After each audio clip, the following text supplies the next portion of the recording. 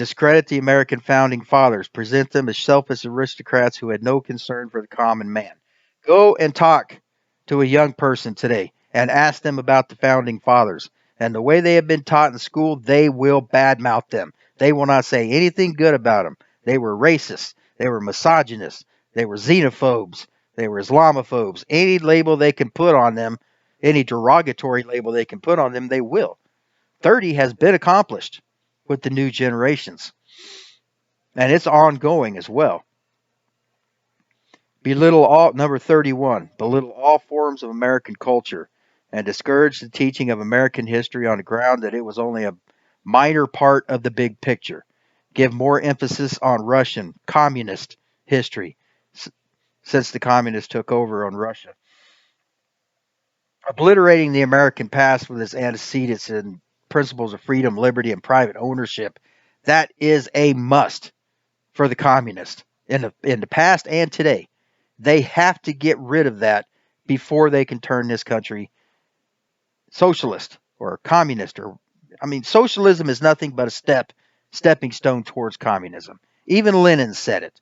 The goal of socialism is communism. So this is all the same thing. And tearing down statues, tearing down monuments, forcing the removal of our history. They're accomplishing it right now, and they're destroying our culture. And then it goes into the whole multiculturalism. There's just a lot there, more than I can go into while I'm getting into this because this is going to end up being too long. So we have to keep moving. Number 31 is accomplished and ongoing as we speak today.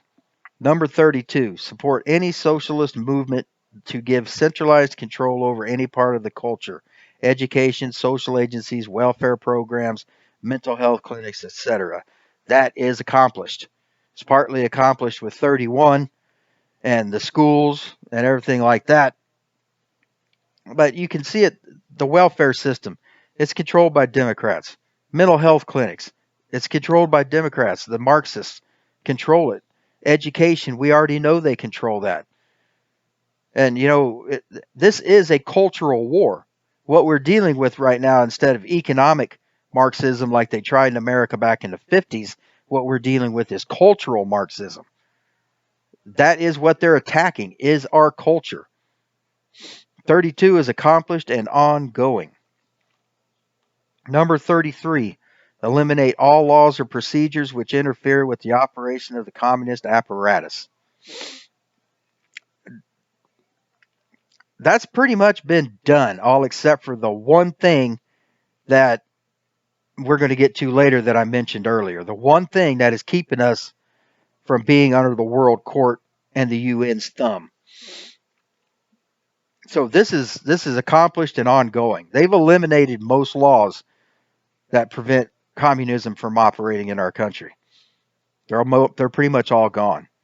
And then it's like number 34, eliminate the House Committee on Un-American Activities. That was specifically to fight communism. The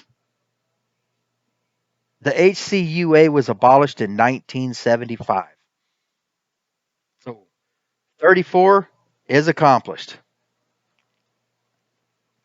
Number 35, discredit and eventually dismantle the FBI. Now it's important to clarify here that back when this was written and when all this was going on, the FBI was considered the premier law enforcement agency in the USA. It pretty much represented law enforcement as a whole. So today we see this manifestation. We see it all on our streets. Defund the police, abolish ICE, empty the prisons. They want to get rid of law and order. That is the ultimate goal, is to get rid of law and order. That's what this 35 means. We can't say that it's accomplished, but they are in a process of trying to accomplish number 35 right now. Abolish ICE, defund the police. They're trying to eliminate law enforcement. And the goal of that is, in my opinion, is they're not going to get rid of the police force. What they're going to turn into is the Gestapo, basically. They're going to be there for government, and they're going to be the jackboots that stand on our necks to make us capitulate with the communist regime. That will be the police role in the communist future.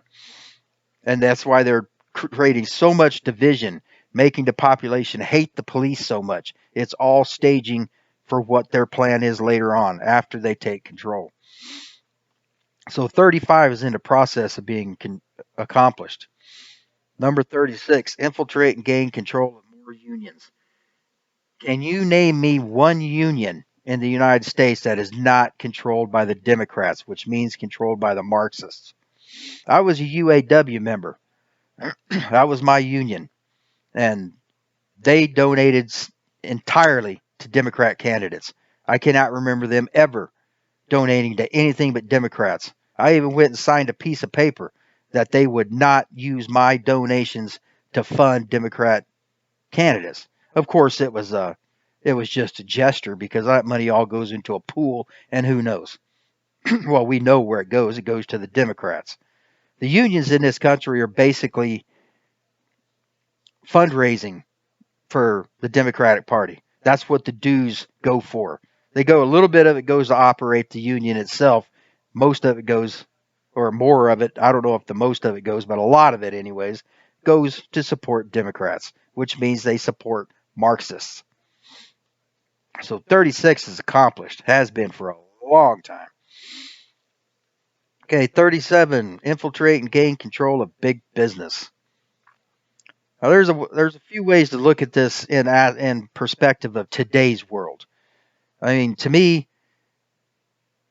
I think this applies to like the big tech companies like Microsoft, Facebook, Twitter, and etc. These huge corporations are using their power and platforms to strictly control the flow of information so that it only favors one side of the equation, and that side is the Marxist side. I mean, look at what we've got going on right now. Facebook, Twitter, YouTube are all under investigation for censorship of conservatives. Anything that does not follow along with the Marxist ideology, they remove it.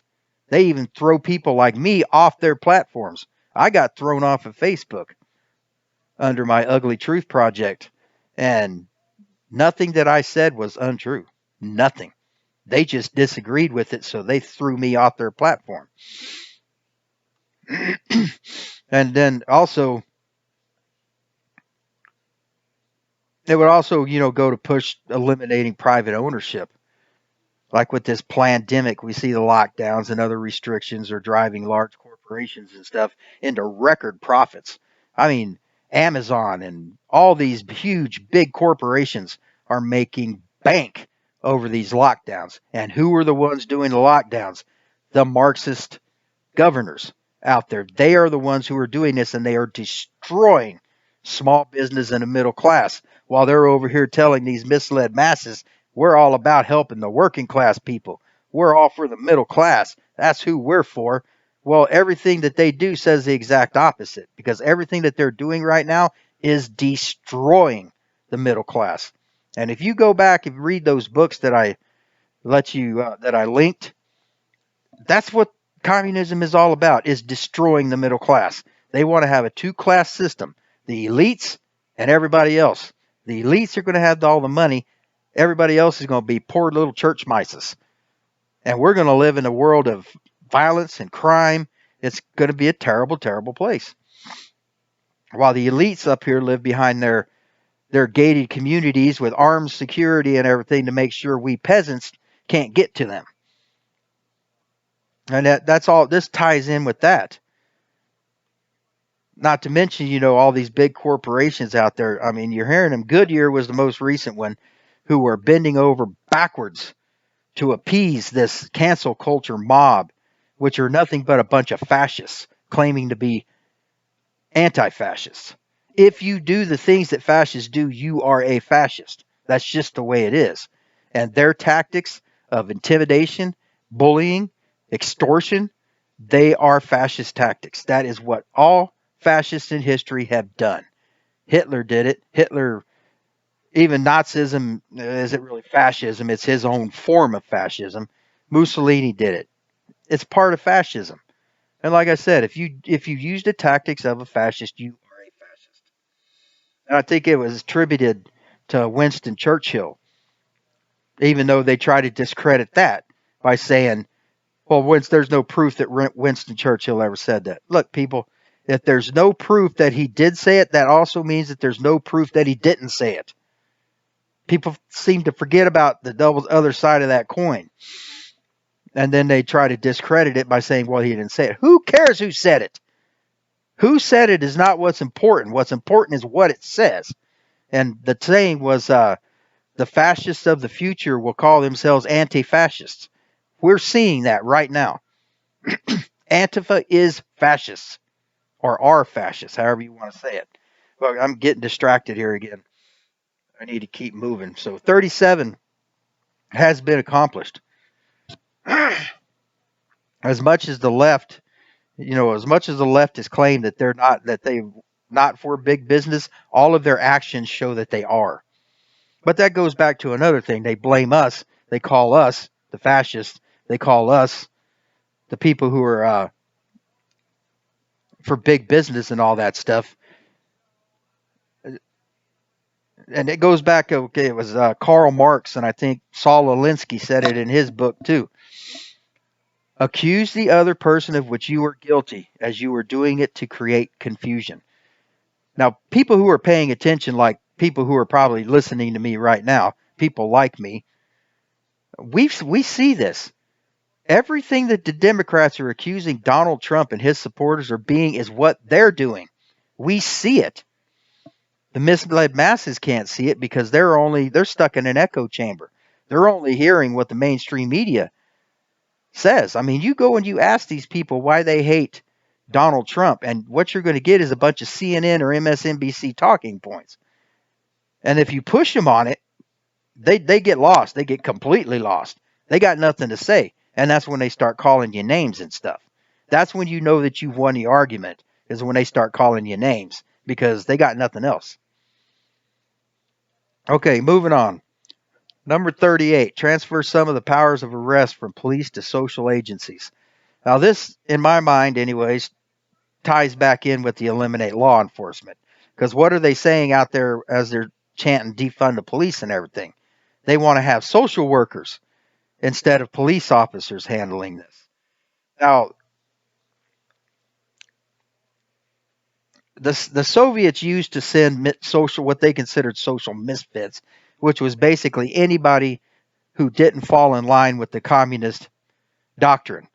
Anyone who was a dissenter or whatever, they got arrested and they got thrown into these huge mental institutions that they called gulags. The Red Chinese call them Lao Gai. I hope I'm pronouncing that right. And Hitler called them concentration camps. Now, one of the things to remember here is those misfits, they were deemed politically incorrect. How much have we been hearing that word, political correctness? And not being politically correct was enough to get you thrown into a concentration camp or a gulag. And that's what's coming, folks. It's not going to change. Their methodology is not going to change. As soon as they take power, they are going to become paranoid about losing that power. And that paranoia is what drove the tyrants of the 20th and 19th century to murder all those people, is to try to maintain that control. And it's going to happen the same way because it happened the same way every time it happened. This is not going to be any different. And this is why I try and I try and I try to get people to understand how serious this is. Okay, so and personally, I've seen on social media and stuff that these leftists, the misled masses, talking about setting up re-education camps for Trump supporters. Now let that sink in. They're actually talking about it right now. And they're also talking about killing us. I mean, this mentality is already embedded in these people's minds. Let that sink in. Now, yeah, okay. I've personally seen many people talking, okay, about the re-education camps. Who doesn't fall in with the Marxist ideology? Hitler did that. Okay, I already covered all that. Moving on. Number 38 is accomplished and ongoing. Number 39, dominate the psychiatric profession and use mental health laws as a means of gaining coercive control over those who oppose communist goals. That ties in with what we just talked about. And psychiatry is still a bulwark of communist agenda of fostering self-criticism and docility. They use it. They have these. They've turned these children into radicals, but they've also turned them into nihilists. They don't really see any meaning in life. They don't really have anything that drives them other than hate. And that is done intentionally. They were engineered to be this way because that is the kind of society that communism needs to take control and flourish. So number 39 is accomplished and ongoing. Well, not to mention the fact that they've managed to infiltrate the American Association of Psychiatry. They managed to basically bully and intimidate them into changing the gender dysphoria from being considered a mental disorder. They changed that. It was several years ago, but I mean, that pretty much shows right there that they have gotten in and infiltrated and have control of the psychiatric profession. Why else would they change that? And it's just connecting the dots in my mind. 39, accomplished and ongoing. Number 40, discredit the family as an institution. Encourage promiscuity and easy divorce. Now, we just recently heard from the Black Lives Matter organization leader that they are trained Marxists. They admitted it. And they also say that one of their goals is to destroy the nuclear family. That means mom, dad, children, family. They want to eliminate that. And the reason for that is because they don't want us having any unity, any loyalty towards anyone but the party. That is all a part of roping us in and squeezing us all together into this hive called collectivism. And nothing, in collectivism, nothing comes before the party. Nothing. And that includes people's lives. But number 40 has accomplished and ongoing. Number 41, emphasize the need to raise children away from the negative influence of parents. Attribute prejudices, mental blocks, and retarding of children to suppress influence of parents. This is accomplished because if you look today with the whole education system, with even what's going on right now, I just recently posted on Facebook and Twitter and Parler about this school in Tennessee that is trying to get parents to sign a waiver saying they will not look at what their children are being taught online during this lockdown of the pandemic. Now, think about that. Why would they not want the parents to know what their children are being taught? They come on there and they said, well, it's because of the other students' privacy. Yeah, anyone who believes that needs to smack themselves in the mouth. Come on. Don't be so naive. If you really believe that, then you are being naive. So, and plus, look at the social services. I mean, you hear horror story after horror story after horror story of parents, children being taken away and then being placed into foster homes that are controlled by the state. And if the state controls these foster homes, that means they control how your children are raised. I mean, this is some diabolical stuff, people, what they're doing. And they've even said it, schools have even said that, the parents' influence is bad for their teaching and everything. Well, why? We parents are supposed to be the primary teachers. The education system is supposed to teach them the stuff that we don't know how to teach them. But that's been turned around. The education system wants to be the only person who teaches our kids. And the reason for that is indoctrination into the Marxist ideology. So 41 has been accomplished through Common Core. As I say here, today we know this as Common Core, the latest attempt at outcome-based education goals 2000. And the whole purpose of this is to impose UN globalist worldview aimed at peace, sustainability, and economic stability at the expense of freedom. That means they are teaching these children that they will give them all of this. All they have to do is give up their freedom. And look at these people out there. They want to free stuff. They're willing to give up their freedom to get free stuff. And they're not even thinking about the fact that they're giving up our freedom too. And they call us selfish. Okay, number 41 is accomplished and ongoing. And it also ties in with number 29, number 30, and number 31. Moving on, let's see. Number 42, create the impression that violence and insurrection are little legitimate aspects of the American tradition. That students and special interest groups should rise up and make a united force to solve economic, political, or social problems. I don't think anybody can deny that this has been accomplished. Just look at the protests out there. And then that's what they all say. They all say, you hear them, protesting is an American heritage. It's a part of American culture. Well, peaceful protests are. Not burning buildings down, not burning cars, not breaking people's houses and not destroying their businesses and looting. That is called terrorism because they're doing it to impose a political ideology. And the very definition of terrorism is using fear, intimidation, or things like that to bring about a political ideology or whatever you want to call it. That is the very definition of terrorism.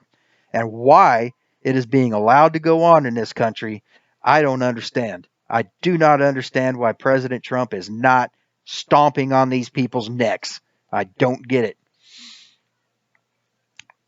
This describes the dialectical fostering of group consciousness. It goes back to what I said about collectivism and conflict, which furthers the interest of authoritarianism. See, this is how it all goes back to the Marxism.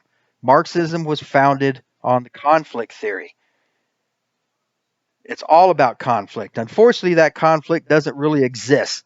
So the Marxists have to create it. And I did a short podcast about that.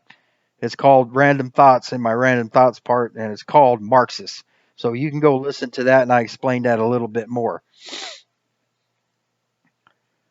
Number 43, overthrow all colonial governments before native populations are ready for self-government. Now this one here, I'm hoping somebody out there, I don't really know what this is all about. So hopefully somebody out there who understands more about this than me will be able to put something in the comments that explains it. And I don't want to comment a whole on it because, like I said, I'm not sure exactly what this means. So please, if anybody has more information on that, please post it so everybody can learn about it. Number 44, internationalize the Panama Canal. Now, this was tried. President Truman tried it, Eisenhower tried it, and Kennedy tried it. They all tried to put together schemes whereby the canal was internationalized, and it would have been operated by the United Nations. Who else? However, the Panamanians they went nuts. They weren't having it. They rioted. And through the Johnson, Nixon, Ford, and Carter administrations, control of the Panama Canal was returned to Panama. So 44, they tried like hell, but they failed. Number 45, and this is the one I've been alluding to. Repeal the Connolly Reservation to the U.S. so the U.S. cannot prevent the World Court from seizing jurisdiction over domestic problems. Give the World Court jurisdiction over domestic problems. Give the World Court jurisdiction over nations and individuals alike.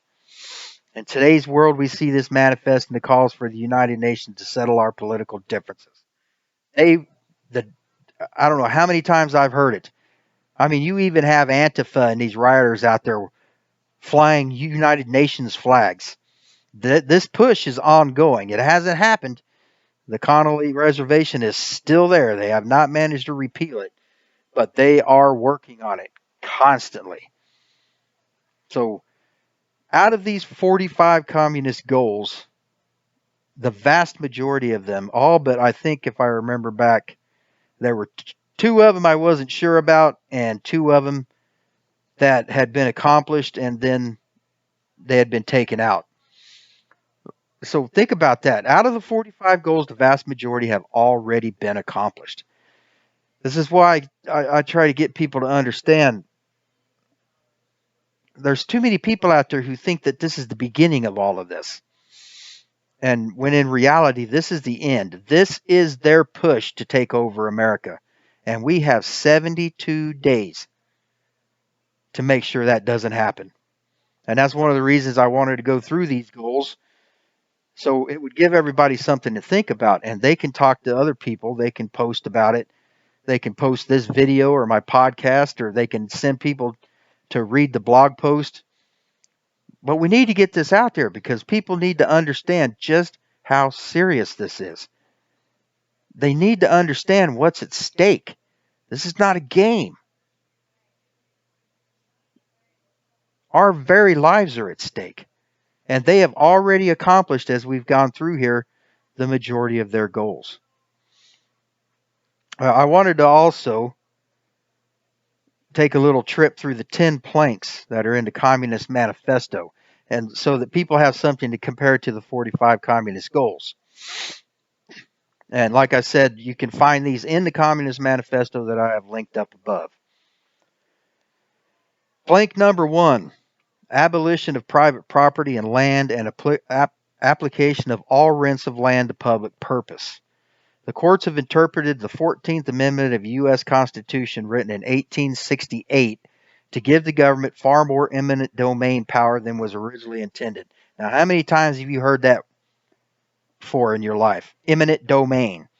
There has been massive amounts of land and property that have been taken under that eminent domain. That power was originally intended under the rubric of eminent domain and various zoning regulations, land use regulations by the Bureau of Land Management, property taxes, and environmental excuses. Now, when you think about the environmental excuses, again, think Barack Obama. He used the EPA to strangle industry. He used it to take people's land. I mean, he used the EPA as a club. Okay, taxes and environmental excuses. Private property rights have become very diluted. Private property and lands, vehicles, and other forms are seized almost every day in this country under the forfeiture provision of the RICO statutes and the so-called war on drugs.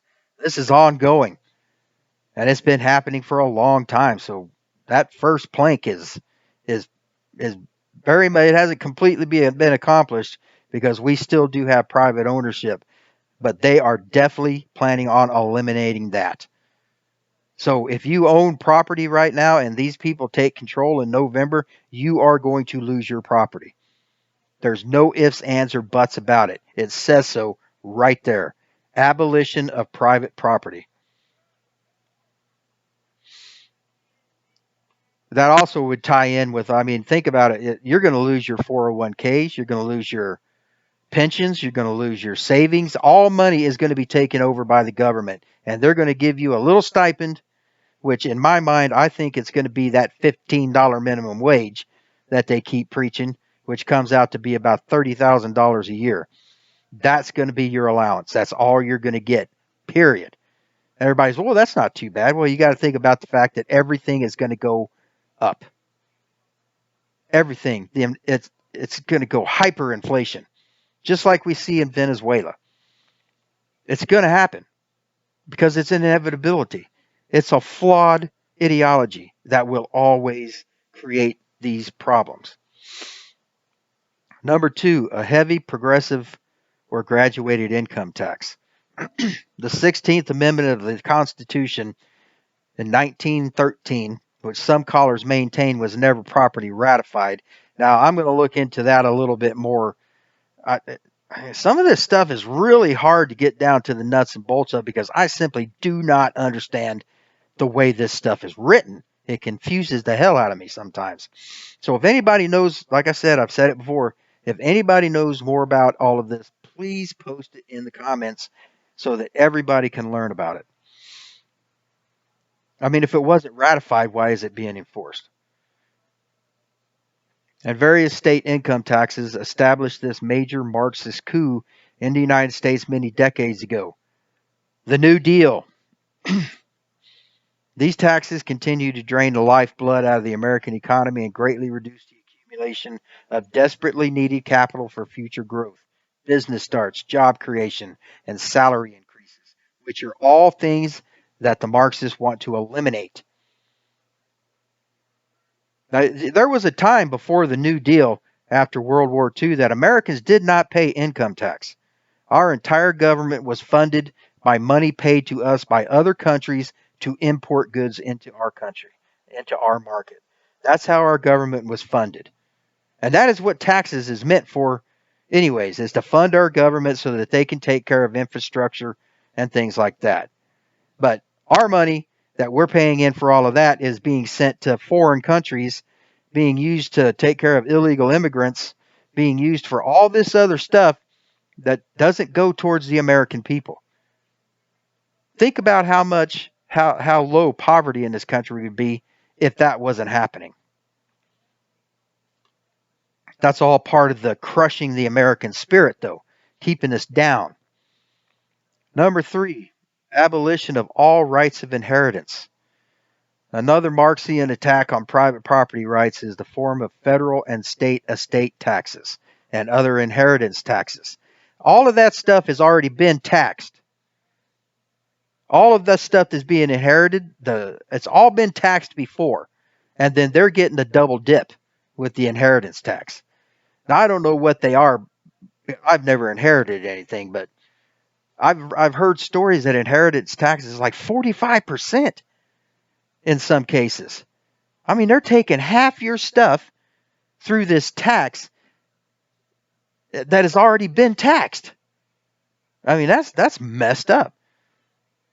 But that's just another way of, like it said, of eliminating private property. Everything, instead of going, if you have a relative who happens to have stuff and they die, it's not going to come to you. It's going to go to the state. That is the plan. Number 4, confiscation of the property of all immigrants and rebels. So if you leave the country, basically, that's what an immigrant is.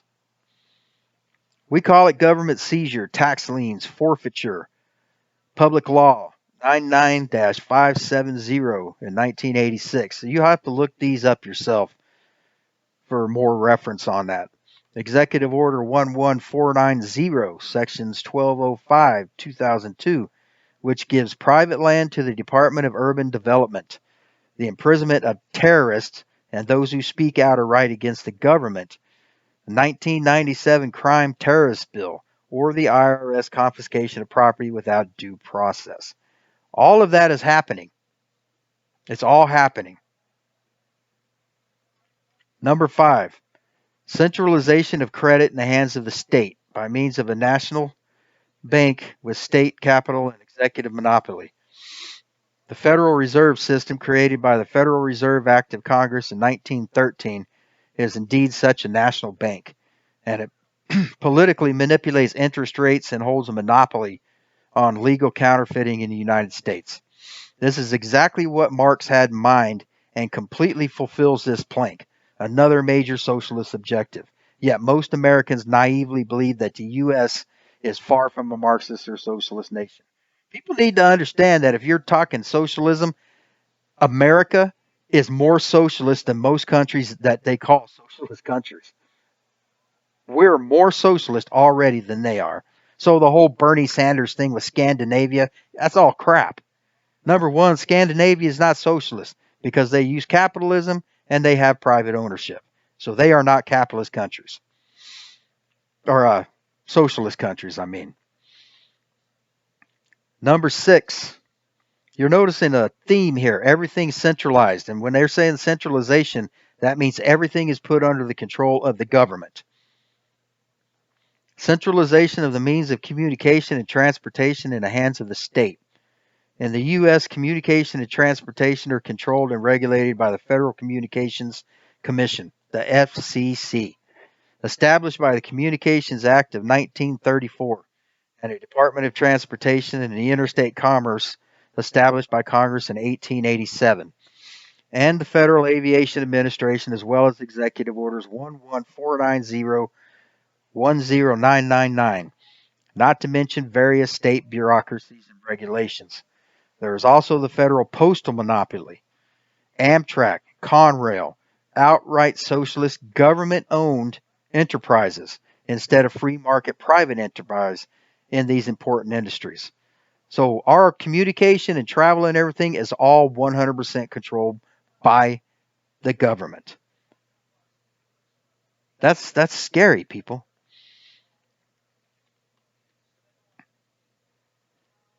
Ugh, these fields in America are semi-cartelized. I think that's like a cartel through the government's regulatory industrial complex. Regulations, regulations, regulations, regulations. Think back to the Obama administration. Regulations, regulations, regulations all over our industry. Choked the life out of industry in this country. And when Donald Trump got elected, he went in and he removed those regulations, and our industry sprang back like like a Super Bowl. Boing! It was there. Think Obama on that because you saw it. We all saw that using regulations to do all of that. Number 7, extension of factories and instruments of production owned by the state, the bringing into cultivation of wastelands, and the improvement of soil generally in accordance with a common plan. Think Agenda 21. Now, I'm going to get into that at a later date, but you can look it up on your own. And this is talking about Agenda 21, but of course, when this stuff was written, there was no Agenda 21. Agenda 21 was created specifically to accomplish this plank. While the U.S. does not have vast collective farms, which failed so miserably in the Soviet Union and China, we nevertheless do have a significant degree of government involvement in agriculture in the form of price support subsidies and acreage allotments and land use controls. Bureau of Land Management and everything, man. They can take your land. They can force you to do what they want you to with it. And we had the Desert Entry Act would go to the cultivation of wastelands. The Department of Agriculture, as well as the Department of Commerce and Labor, Department of the Interior, the Environmental Protection Agency again, Bureau of Land Management, Bureau of Reclamation, Bureau of Mines, National Park Service, and the IRS control of business through corporate regulations. The federal government has control over all of that, and they can, through these, and just think about what they're going to do with all of that if we give away our rights. Just think about it. I mean, with Agenda 21, one of the parts of Agenda 21 is they want to depopulate rural areas and coastal areas, and they want to shove everybody into these mega cities. Now, think about what that's going to be like living there. And that's part of what you hear Joe Biden talking about right now. He wants to eliminate suburbs. He wants to take everybody's goes in with the private ownership too. He wants to get rid of everybody's houses that they own and put up tenement buildings and force everybody out of the country into these tenements. Just imagine in your head what life is going to be like in these places with no law on top of it. I mean, it's a very, very bleak future we're talking about here. Number 8, equal obligation of all to work. Establishment of industrial armies, especially for agriculture. We call it the Social Security Administration and the Department of Labor. National debt and inflation caused by the communal bank have caused the need for a 2-income family.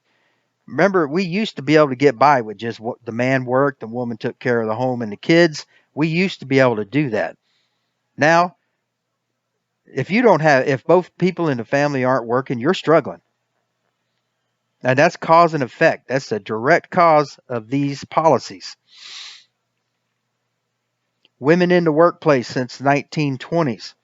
The 19th Amendment of the U.S. Constitution, the Civil Rights Act of 1964, assorted socialist unions, affirmative action, the Federal Public Works Program, and of course, Executive Order 11,000. The Equal Rights Amendment means that women should do all work that men do, including the military. And since passage, it would make women subject to the draft. Now, see, they snuck all this in under the Civil Rights Act, under the 19th Amendment, the women's right to vote, and all of that. It's it's all they got these people to come in and protest and force these changes under a false pretense. There's an agenda behind all of this stuff, and that's what we're trying to look at right now. But if you tell women that they're going to be eligible for the draft, a lot of them they got a real problem with that. But if they want that equality to men, then they got to be there too.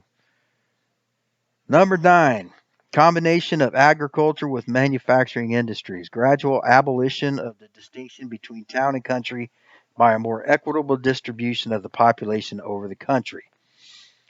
We call it the Planning Reorganization Act of 1949, Title 17, 1910, 1990, and super corporate farms, as well as Executive Orders 11647 and 11731.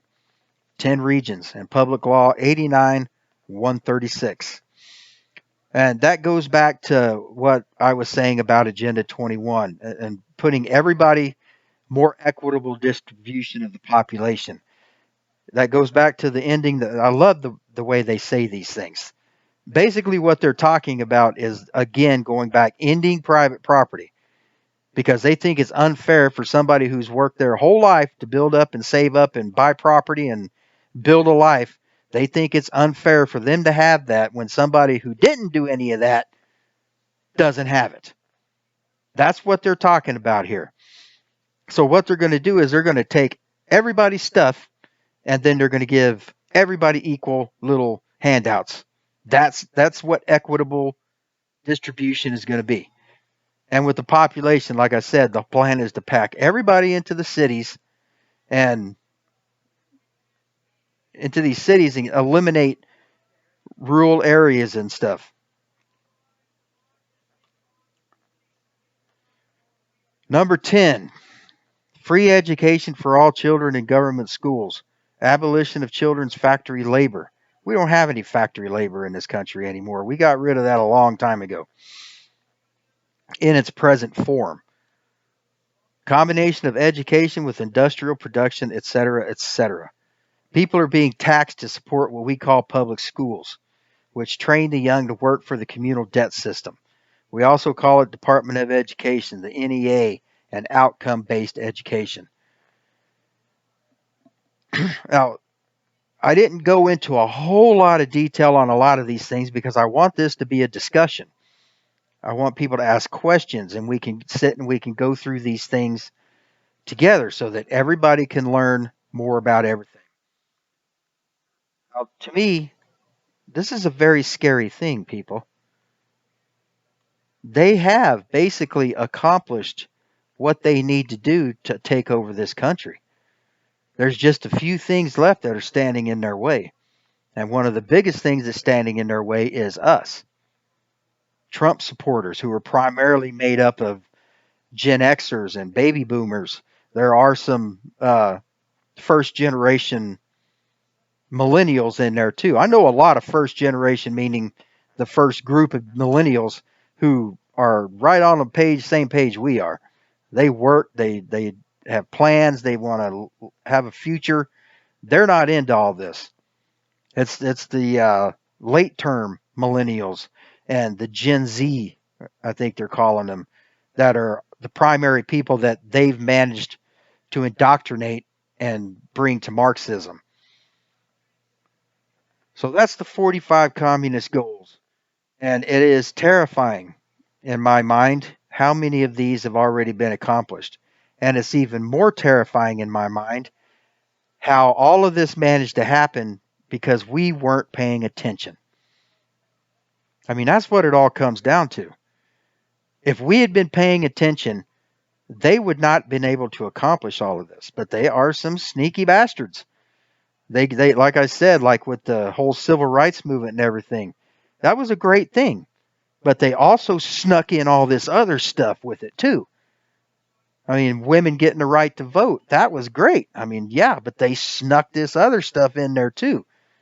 And that's what they do. They hide behind our own constitution and everything in order to take us over. And one of the worst things about it is we are paying for it.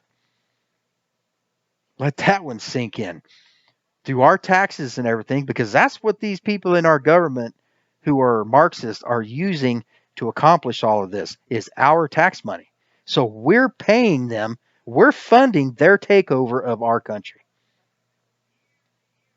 I don't know about you. That's messed up.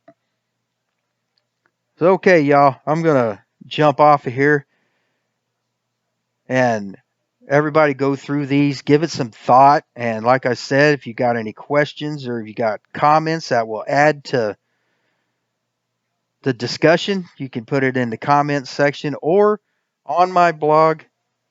I do have forums set up. I haven't got anybody in there yet because people really haven't gone and used them yet, but I have got them set up. And this is a great place for discussion. I've got several of them on here. The open forum is the one. Just come in here and start talking. And you can, for any of my podcasts or videos or any of my blogs, yeah, just jump right in here and say which one you're talking about, and let's get a discussion going. Because that is what that's why I call this a project. Because the whole purpose behind it is to create a community so that we can help each other find the truth. So that's one reason. That's the reason I set up these forums. I'm still working on this website. I still got a lot to do to it, but I've got the forum set up in my blog and the podcast and all that. I'm having a little trouble integrating the videos and podcasts into the website. So once I get that figured out, it'll all be on here in the tabs too. All right, you guys have a great day, and I am going to get this edited and get it out there as soon as I can. Y'all have a great day.